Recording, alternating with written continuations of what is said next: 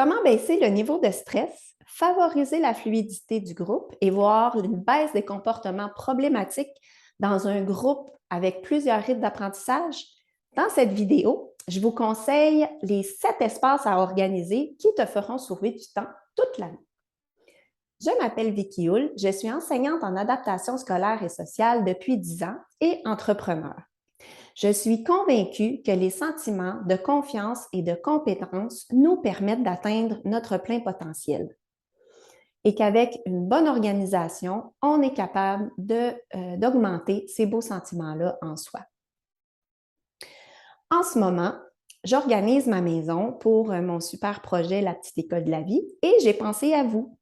Je suis certaine qu'il y en a déjà parmi vous qui ont commencé à réfléchir à l'année scolaire qui arrive. D'abord, je veux vous dire 5 raisons pourquoi c'est important de structurer les lieux. 1, ça va compenser les déficits au niveau de l'organisation de certains apprenants. 2, on pourra mettre l'accent sur les informations importantes. 3, ça permettra à l'apprenant de donner un sens à son environnement. 4, ça va favoriser les comportements appropriés. Et 5, ça permettra une plus grande autonomie. Voici les 7 espaces clairs à organiser. Un aire de jeu avec des jeux que les apprenants aiment et de leur âge.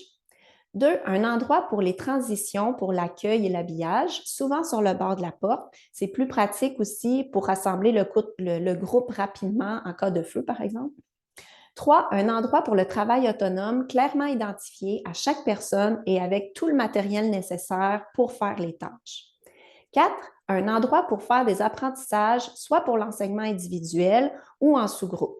J'aime bien, moi, près de mon bureau pour avoir accès au matériel pédagogique. Je me faisais aussi un petit salon devant le tableau interactif. 5, un endroit pour les activités de groupe. J'utilise une grande table ou plusieurs tables collées ensemble pour qu'on puisse mieux communiquer et socialiser. Tout le monde se voit et tout le monde est toujours assis à la même place ou presque. 6, un coin tranquille et douillet, soit avec un divan, des coussins, un petit matelas. L'année passée, j'avais des matelas bleus de gym avec des coussins et une couverture. 7, un espace pour les repas et l'hygiène. Même si vous n'en avez pas dans votre classe, allez voir l'organisation dans l'école pour être certain que c'est un endroit bien organisé. En résumé, pour favoriser les comportements adéquats et une plus grande autonomie, vous devez structurer votre environnement. Il vous faut un endroit pour le jeu, un endroit pour les transitions, un pour le travail autonome, un pour l'enseignement, un pour les activités de groupe, un coin tranquille et douillet et un espace pour les repas et l'hygiène.